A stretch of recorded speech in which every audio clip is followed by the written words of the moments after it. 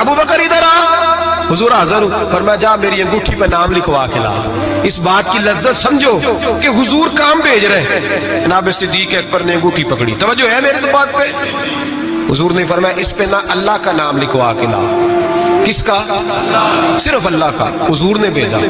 عقیدہ دیکھیں، اللہ کافی ہے، اس میں شک، لیکن جسے اللہ منوائے اسے بھی ماننا پڑے گا. فرمایا جا اللہ کا نام لکھوا کے لا. حضرت ابو بکر صدیق کہتے میں انگوٹھی لے کے گیا، مصور کو کہا اللہ کا نام لکھ دے. کہتے اچانک میرے دل میں خیال آیا صرف اللہ کا نام. حضور کا حکم کیا ہے؟ کہتے ہیں میرے دل میں خیال ہے صرف اللہ کا نام. کہتے ہیں میں نے اس کو کہا ہے میرا اللہ کا نام نہ لکھنا، ساتھ میرے مصطفیٰ کا بھی لکھ دو. صرف اللہ کا نہ لکھنا، حضور کا بھی لکھو. نبی پاک کا حکم کتنا ہے؟ اللہ کا ساتھ میرے نبی پاک کا بھی لکھو.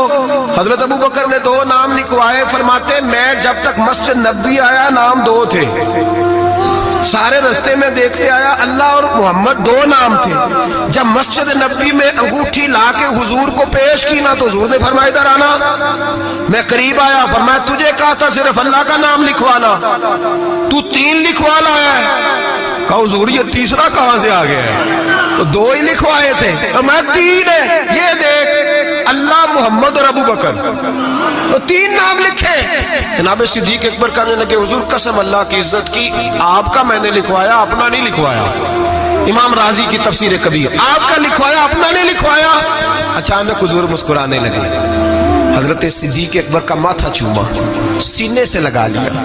نبی پاک کی آنکھوں میں آنسو، محبت کے آنسو. حضور کیا ہوا؟ فرمایا جبریل آ گئے ہیں اور آ کے کہتے ہیں یا رسول اللہ رب فرماتا ہے ابو بکر نے گوارا نہیں کیا کہ آپ کا نام میرے نام سے جدا ہو، اور اللہ نے گوارا نہیں کیا کہ آپ کے نام سے ابو بکر کا نام جدا ہو. یہ اللہ نے گوارا نہیں کیا، اللہ نے گوارا نہیں کیا.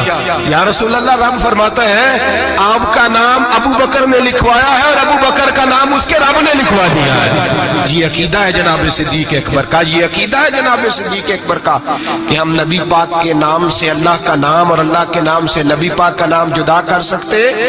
خدا کا ذکر کرے، ذکر مصطفیٰ نہ کرے، ہمارے منہ میں ہو ایسی زبان خدا نہ کرے. جناب صدیق اکبر نے عقیدہ دیا کہ میرے لیے اللہ اور اللہ کا رسول، صدیق کے لیے ہے خدا کا رسول. اور بس یاد رکھیں یہ نظریات، یہ افکار ہمیں حضرت ابو بکر صدیق دیتے